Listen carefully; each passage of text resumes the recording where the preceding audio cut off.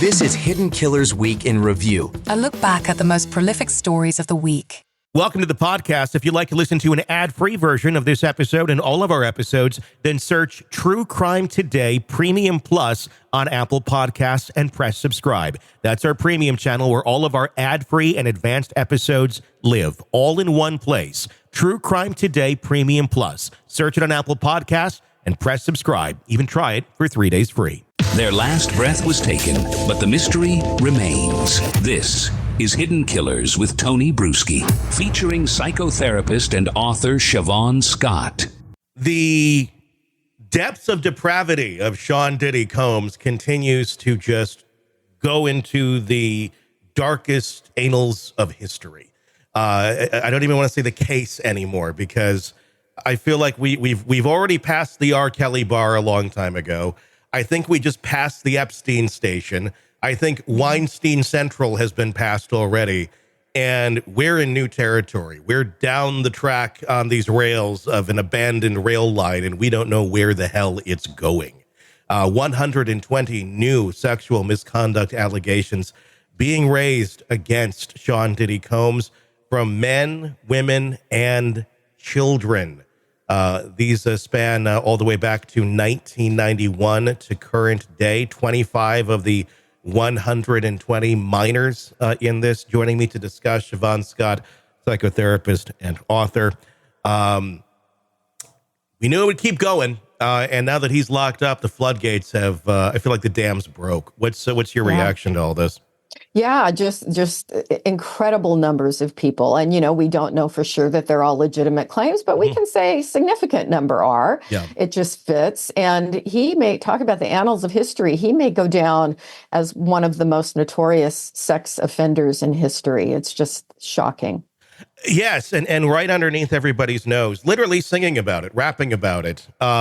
Right underneath everybody's face. I mean, it's funny. I go back and I look at some of the lyrics and stuff now, and we knew they were like controversial back then or kind of scandalous. But there's what is that about music that we look the other way on versus someone going out and making a statement in public that would be, very questionable and inappropriate versus, hey, if they put a funky beat to it and then they shout remix. Somehow it's more acceptable. I mean, this has been in his lyrics for 30 years. Yeah, I think there's always been a controversy about music lyrics, and maybe it's just a generational thing. People my age have probably never gotten into music with offensive lyrics. But when you grow up with it as a kid, you often, I don't even think understand when children listen to it, they don't understand what the lyrics mean. And then there's the normalizing of it as people hear it more and more, and it just becomes kind of an accepted part of the culture. It's just, people start to take it as it's not significant. And I think everything that we put into our heads, particularly when you've got little kids, it's all significant, what they listen to, what they watch. It affects them. Yeah, I mean, without a doubt. I mean, the lyrics have certainly been there. The glorification of, this kind of, they call it what it is, pimp type lifestyle of just disregard for women, their objects in that world. And, they're going to, some of the lyrics were literally this, F them, love them, and leave them, is part of the culture and part of what was in many of those songs back then. I'm thinking of and other people as well that were in that circle.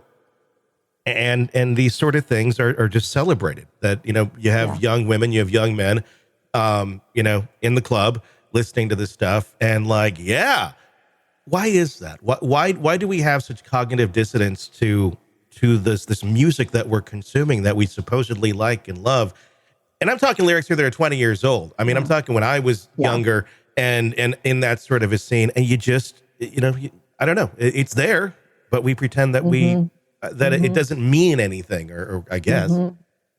Yeah, it's something that comes up for me all the time working with younger people about values.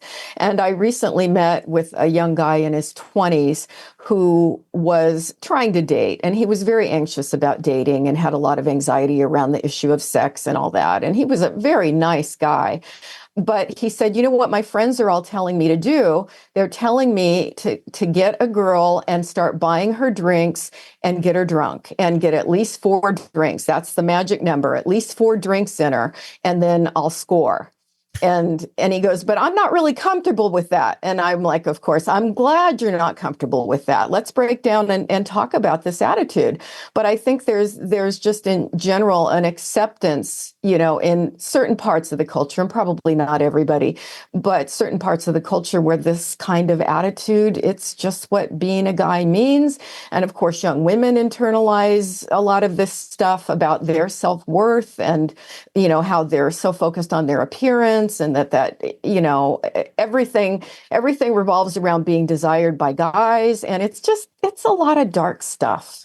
And it's a contradictory thing as well. I've always found it very interesting, especially as the Me Too movement has progressed, and I'm not against that at all. But I have found it very interesting how contradictory some can be in this, where someone can be very strong on this, and yes, let's expose these people, but then we can get down to the music that talks about the exact same thing you're against, and it glorifies it. That to me has just been a weird disconnect. I mean, we've seen changes in some other areas of entertainment and movies and acting, and but music seems to always be kind of the last bastion that gets affected or I guess, brought to the surface and called out. Welcome to the podcast. If you'd like to listen to an ad-free version of this episode and all of our episodes, then search True Crime Today Premium Plus on Apple Podcasts and press subscribe. That's our premium channel where all of our ad-free and advanced episodes live, all in one place. True Crime Today Premium Plus. Search it on Apple Podcasts and press subscribe. Even try it for 3 days free. You're neck deep in a dark, twisted tale, and just as the tension peaks, bam, a commercial about some miracle diet pill breaks the spell.